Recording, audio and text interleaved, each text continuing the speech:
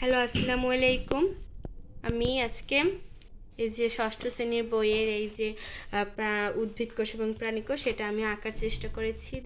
দেখেন আপনার কেমন হয়েছে। এখানে আমি এটা এঁকেছি। প্রথমে 4টা বিন্দু দিয়েছি। এখানে একটা বিন্দু, এখানে একটা বিন্দু। বিন্দুগুলো দিয়ে আমি এগুলোকে একটু বাঁকিয়ে যখন সরুভাবে বক্রভাবে এইভাবে করে নিয়েছি। প্রথম সাইডটা আমি একটু বক্রভাবে নিয়ে এসে এইটা একটু বেশি বক্রভাবে নিয়ে এসে এটা একটু চিকন এবং চ্যাপ্টাভাবে করে নিয়ে এবার এগুলোর উপর থেকে আবার আন্ডারলাইন করেছি। এরপর তার পাশ দিয়ে একইভাবে আবারও ওভাবে দাগ টেনে এখান থেকে একটা সমান চিহ্নের মতো এবং এখান থেকে একটা সমান চিহ্নের মতো দিয়েছি। এরপর দেখতে পাচ্ছেন এখান থেকে আমি এইভাবে নিয়ে এখান থেকে দিয়ে এখান থেকে আমি কতগুলো ত্রিভুজ এঁকে নিচ্ছি। এখান থেকে এভাবে ত্রিভুজ এঁকে নিয়ে এই চার কোণায় 4টা ত্রিভুজ এঁকে এই কোণার যে ত্রিভুজের এখান থেকে আরেকটা ত্রিভুজ দিয়েছি। এখানে 2টো ত্রিভুজ হবে এই কোণায়।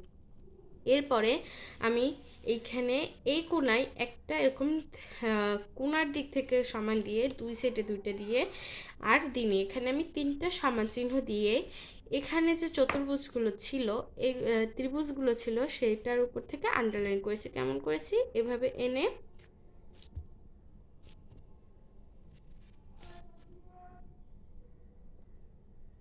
এনে প্রত্যেকটা একইভাবে করে নিয়েছি।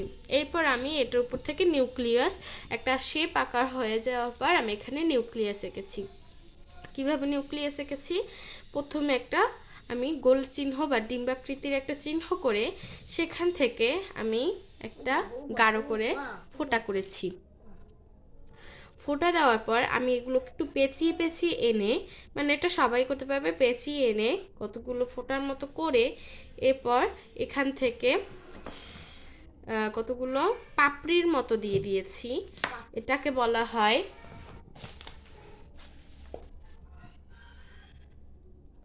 নিউক্লিয়াস আবরণী। এটাকে নিউক্লিয়াস আবরণী বলা হয়।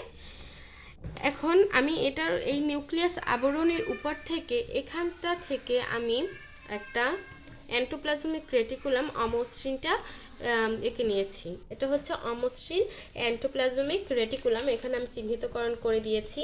এটা প্রথমে আমি পেঁচিয়ে এনে সাপের মতো, তারপর এখান থেকে আমি কিছু ফোঁটা দিয়ে দিয়েছি ডট ডট। তারপর এটা হয়ে গেছে এন্ডোপ্লাজমিক রেটিকুলাম অমসৃণ। এরপর আমি এখান থেকে দিয়েছি কোষগহ্বর। কোষগহ্বরটা কিভাবে দিয়েছি? একটা শূন্য কোষগহ্বর না, এটা উদ্ভিদ কোষে এমন চিহ্ন থাকলে সেটা লাইসোজোমকে নির্দেশ করে এবং প্রাণী কোষের ক্ষেত্রে সেটা কোষগহ্বর হিসেবে নির্দেশ করে। এটা হচ্ছে গোলজি বস্তু। আমরা জানি প্রাণী কোষ উদ্ভিদ কোষ উভয় ক্ষেত্রে গোলজি বস্তু আছে। এটা হচ্ছে গোলজি বস্তু। আর এটা হচ্ছে কোষগহ্বর। উদ্ভিদ কোষের কোষগহ্বরটা ঠিক এরকমের হয়, এটা হচ্ছে কোষগহ্বর। এরপর এখানে রয়েছে এটা মাইটোকন্ড্রিয়া।